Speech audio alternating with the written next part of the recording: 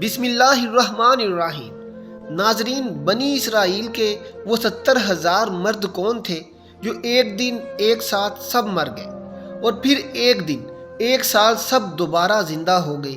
ان کو اللہ رب العزت کے کس نبی نے دوبارہ زندہ فرمایا تھا؟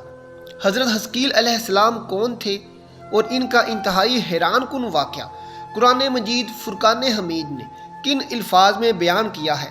یہی ہماری آج کی ویڈیو کا موضوع ہوگا اور ہم آپ کو حضرت حزقیل علیہ السلام کے حوالے سے ایمان افروز معلومات فراہم کریں گے۔ ناظرین، اللہ رب العزت نے قرآن مجید فرقان حمید کی سورہ بقرہ کی آیت نمبر 243 میں ارشاد فرمایا ہے، کیا تم نے انہیں نہیں دیکھا جو ہزاروں کی تعداد میں تھے اور موت کے ڈر کے مارے اپنے گھروں سے نکل کھڑے ہوئے تھے؟ اللہ تعالیٰ نے انہیں فرمایا مر جاؤ، پھر انہیں زندہ کر دیا۔ بے شک اللہ تعالیٰ لوگوں پر بڑا فضل والا ہے، لیکن اکثر لوگ ناشکرے ہیں۔ ناظرین، اللہ رب العزت نے اس آیت مبارکہ میں حضرت حزقیل علیہ السلام کی قوم کی طرف اشارہ فرمایا ہے۔ ناظرین، حضرت حزقیل علیہ السلام اللہ رب العزت کے جلیل القدر پیغمبر اور حضرت موسیٰ علیہ السلام کے تیسرے خلیفہ تھے جو منصب نبوت پر سرفراز کیے گئے۔ حضرت موسیٰ علیہ السلام کی وفات کے بعد آپ کے خلیفہ اول حضرت یوشع بن نون علیہ السلام ہوئے، جن کو اللہ تعالیٰ نے نبوت عطا فرمائی۔ ان کے بعد حضرت کالب بن یوحنا علیہ السلام حضرت موسیٰ علیہ السلام کی خلافت سے سرفراز ہو کر مرتبہ پر فائز ہوئے۔ پھر ان کے بعد حضرت حزقیل علیہ السلام حضرت موسیٰ علیہ السلام کے جانشین اور نبی ہوئے۔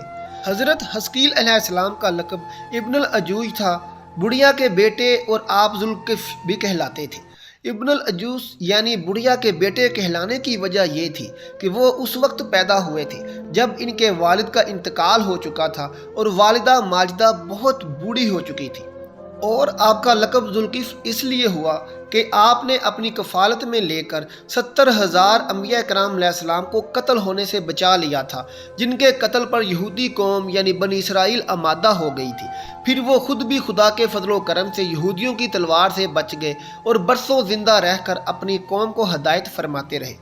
ناظرین، 70,000 مردوں کے زندہ ہونے کا واقعہ کچھ یوں ہے کہ بنی اسرائیل کی ایک جماعت جو حضرت حزقیل علیہ السلام کے شہر میں رہتی تھی، شہر میں طاعون کی وبا پھیل جانے سے ان لوگوں پر موت کا خوف سوار ہو گیا اور وہ لوگ موت کے ڈر سے سب کے سب شہر چھوڑ کر ایک جنگل میں بھاگ گئے اور وہیں رہنے لگے۔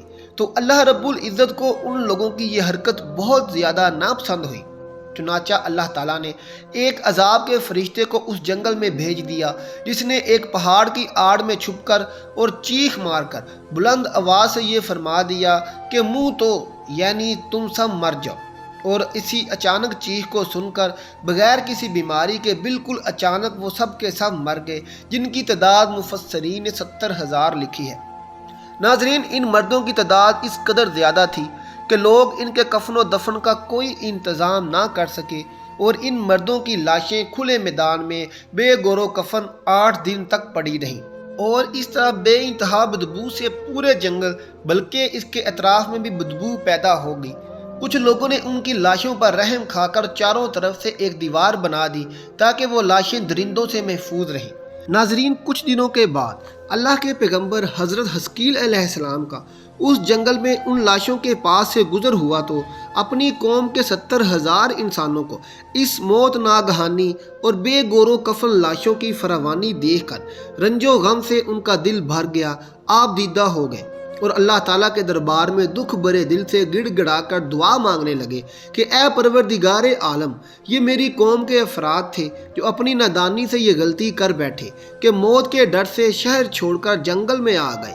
یہ سب میرے شہر کے باشندے ہیں، ان لوگوں سے مجھے انس تھا اور یہ لوگ میرے دکھ سکھ کے شریک تھے۔ افسوس کہ میری قوم ہلاک ہو گئی اور میں بالکل اکیلا رہ گیا۔ اے میرے پروردگار، یہ وہ کون تھی جو تیری حمد کرتی تھی اور تیری توحید کا اعلان کرتی تھی اور تیری کبریائی کا خطبہ پڑھتی تھی؟ ناظرین، حضرت حزقیل علیہ السلام بڑے سوزے دل کے ساتھ دعا میں مشغول تھے کہ اچانک آپ پر وحی اتر پڑی کہ اے حزقیل علیہ السلام، آپ ان بکھری ہوئی ہڈیوں سے فرما دیجئے کہ اے ہڈیوں، بے شک اللہ تعالیٰ تم کو حکم فرماتا ہے کہ تم اکٹھا ہو جاؤ۔ یہ سن کر بکھری ہوئی ہڈیوں میں حرکت پیدا ہوئی اور ہر آدمی کی ہڈیاں جمع ہو کر ہڈیوں کے ڈھانچے بن گئے۔ پھر یہ وحی آئی کہ اے حزقیل اب فرما دیجئے کہ اے ہڈیوں، تم کو اللہ کا یہ حکم ہے کہ تم گوشت پہن لو۔ یہ کلام سنتے ہی فوراً ہڈیوں کے ڈھانچوں پر گوشت پوش چڑھ گئے۔ پھر تیسری بار یہ وحی نازل ہوئی کہ اے حزقیل اب یہ کہہ دو کہ اے مردو، خدا کے حکم سے تم سب اٹھ کر کھڑے ہو جاؤ۔ آپ نے یہ فرما دیا تو آپ کی زبان سے یہ جملے نکلتے ہی 70,000 لاشیں ایک دم کھڑی ہو گئیں۔ یہ سب لوگ جنگل سے روانہ ہو کر اپنے شہر میں آ کر دوبارہ آباد ہو گئے اور اپنی عمروں کی مدت پھر زندہ رہے۔ لیکن ان لوگوں پر اس موت کا یہ اثر اور یہ نشان باقی رہ گیا کہ ان کی اولاد کے جسموں سے سڑی ہوئی لاش کی بدبو آتی رہی، اور وہ لوگ جو کپڑا پہنتے وہ کفن کی صورت ہو جاتا، اور قبر میں جس طرح کفن میلا ہو جاتا ہے ایسا ہی میلا پن ان کے کپڑوں پر نمودار ہو جاتا تھا۔ یہ اثرات آج تک ان یہودیوں کی اولاد میں پائے جاتے ہیں جو ان لوگوں کی نسل سے باقی رہ گئے ہیں۔ ناظرین، یہ عجیب و غریب واقعہ قرآن مجید کی سورہ بقرہ میں اللہ تعالیٰ نے بیان فرمایا ہے۔ ناظرین، یہ تھی ہماری آج کی ویڈیو۔ آپ کو کیسی لگی ہمیں کمنٹ باکس میں اس کے بارے میں ضرور بتائیے گا۔ ملتے ہیں آپ سے اپنی اگلی ویڈیو کے ساتھ، تب تک اپنا اور اپنے پیاروں کا بہت خیال رکھیے گا۔ اللہ حافظ۔